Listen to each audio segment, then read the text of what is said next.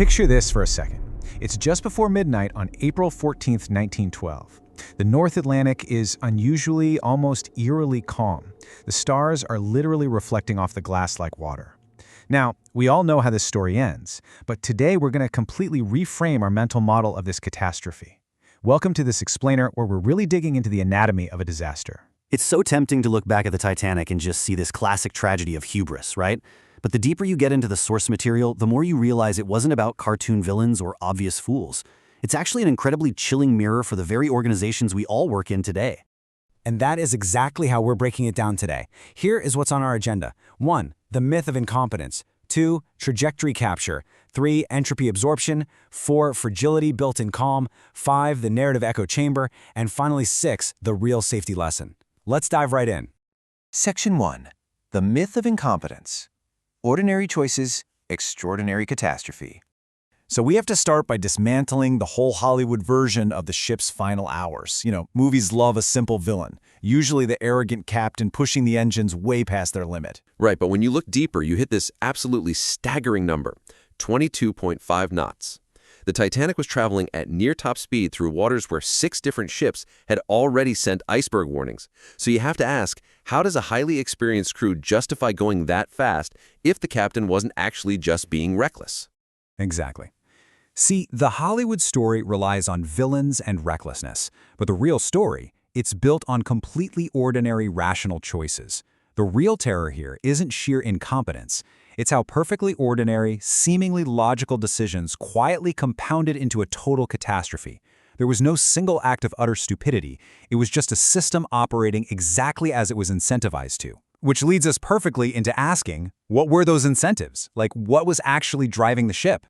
That brings us to Section 2, Trajectory Capture, the Marketing Voyage. We really need to reframe what this maiden voyage actually was. It wasn't just a simple boat trip across the ocean. It was a massive marketing event.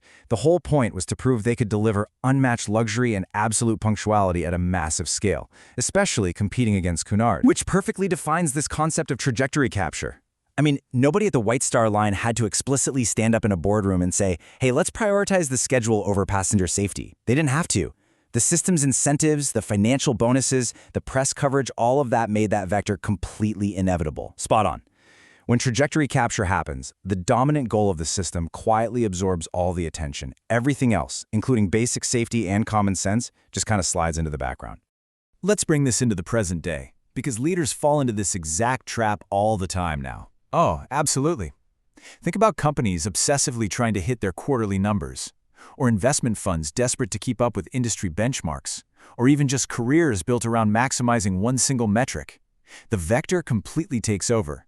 You think you're the one steering the ship, but really, the vector is steering you. It's so true. We optimize for the metric and we just become totally blind to the periphery.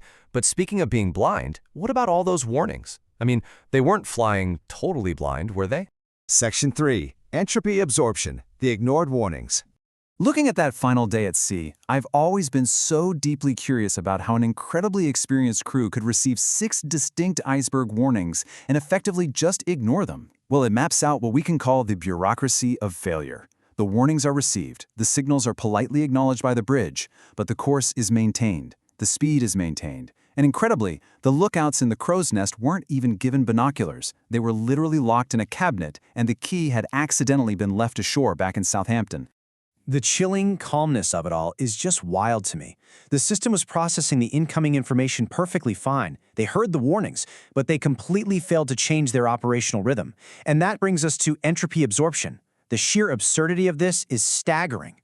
The monitoring works, the warnings arrive, they get neatly filed away into a mental box marked "Noted," and the ship just continues to sail blindly on into an ice field. Right. The information arrived, the system processed it, and then the system just continued. And you see this everywhere in modern business today. You really do. Consider a corporate board that patiently sits there and hears an auditor's grave concerns. They nod thoughtfully, and then they just move right on to the next agenda item. Or a portfolio manager who sees glaring risk indicators but only rebalances the portfolio marginally. Everything in that boardroom is functioning beautifully, yet nothing is actually responding to the flashing red flags. It's a terrifying thought, honestly. You feel safe because the alarms are working, but you're doomed because no one is actually pulling the emergency brake. But you know, even with all of that, the most baffling part of the entire disaster for me is still the lifeboats. Which brings us to Section 4, fragility built in.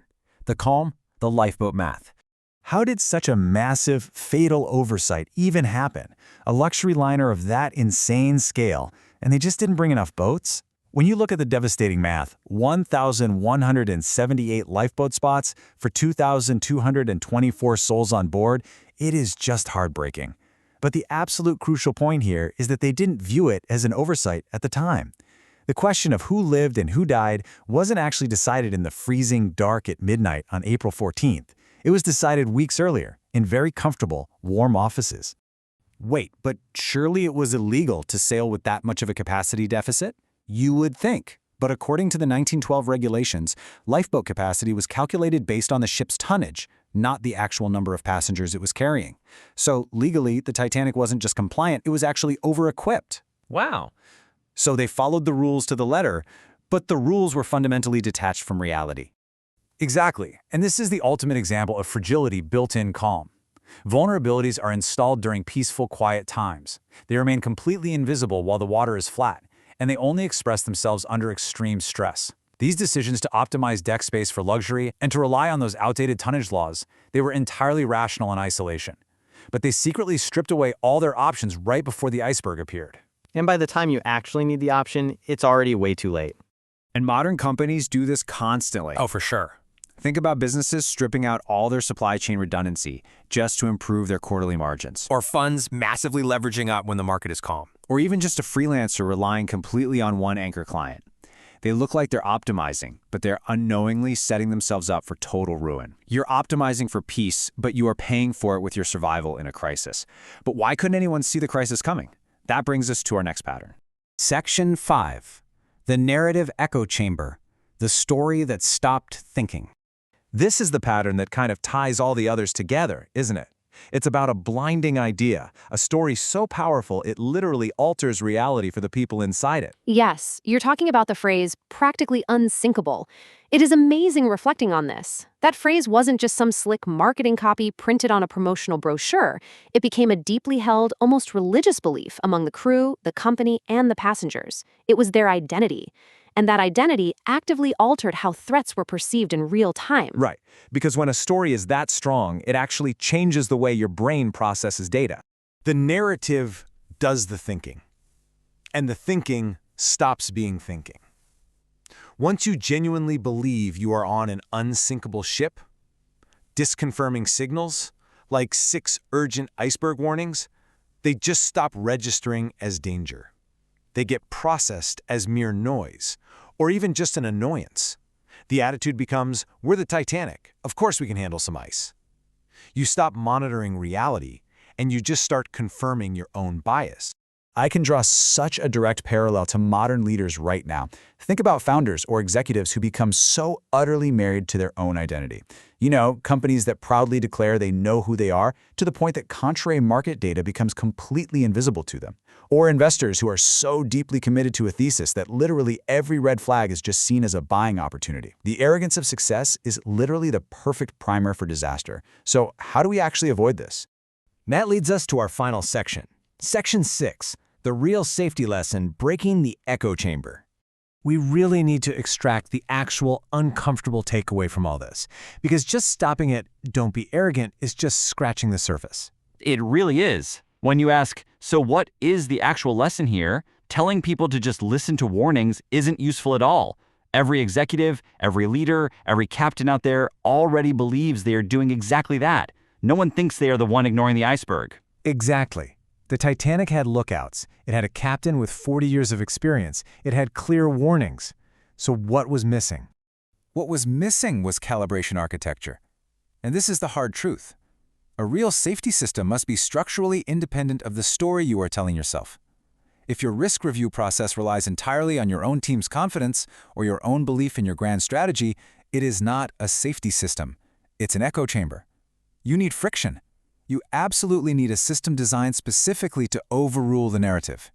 That is such a powerful takeaway. The systems we build to keep us safe only work if they do not care about our egos.